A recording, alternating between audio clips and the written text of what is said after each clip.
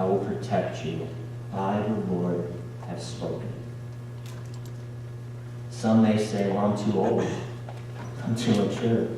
What if I'm not going to do this? So was Abraham. He was too old. Some say, I'm just not good with words. I can't speak. So was Moses. He said the same thing. I've messed up too much. You just don't know what I have done. Paul persecuted Christians. I'm too timid. I'm just too scared. So was Timothy. I'm not smart enough. I just don't know enough to share the gospel. Jesus' disciples were fishermen. I could go on, but God can use anyone, and He wants to use you. He wants you.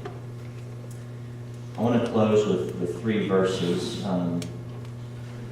Remember all the promises in Isaiah 61, right? All the promises in Isaiah 61. And this is what He's giving you. Choose life, not death. And this is Numbers chapter 23, verse 19. God is not a man. He does not lie. He is not human, so He does not change His mind. Has He ever spoken and failed to act? Has He ever promised and not carried through? Let me read Isaiah chapter 57 one more time. The high and lofty one who lives in eternity, the Holy One says this: I live in the high and holy place with those whose spirits are contrite and humble. I restore the crushed spirit of the humble and revive the courage of those with repentant hearts. Remember Mr. Peterson talking about those stand-up moments? There's another word that might describe this just as well. And I say it's defining moments. What defines you? What is that moment in your life that you chose to go this way instead of that way? For me, coming here would be one of those defining moments where I had already chosen to go to Africa, out of all places. And then I came here to visit my aunt one last time. I talked with Mr. Herzog, and he got me. He got me. And I chose to go this way instead. And Africa's here. My clothes are smelling like it. I put on my jacket, and I was like, man, those girls are cooking. I smell it on me, you know? Yeah, man, it's your fault. No, but that was that defining moment for me. I went this way, and I could have went this way, and it's made all the difference. I want to close with this. Peter, he had these defining moments, and I want to just pick 2 of these defining moments in Peter's life, okay?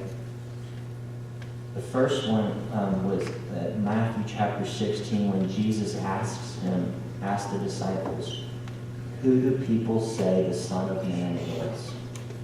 And they say, well, some say the prophet, some say Elijah, some say, and then he asks them, he says, but who do you say that I am?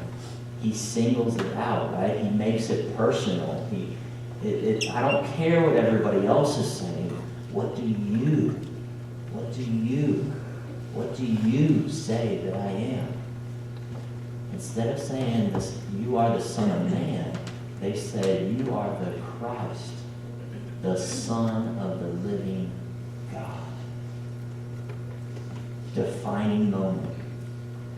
The other defining moment, and then band, you guys can start coming up. The other defining moment in the disciples' lives was when he was talking about the communion, right? He was talking about his body and his blood. His body is going to be broken. His blood is going to be spilled. And he's trying to get them ready for this, because this is going to be a huge thing that's going to happen. And people are going to start spreading and going to start deserting him and going to, they won't be able to, persecution is going to start hitting them, right? And he's trying to prepare them for this. And so he talks about, take my body, eat it.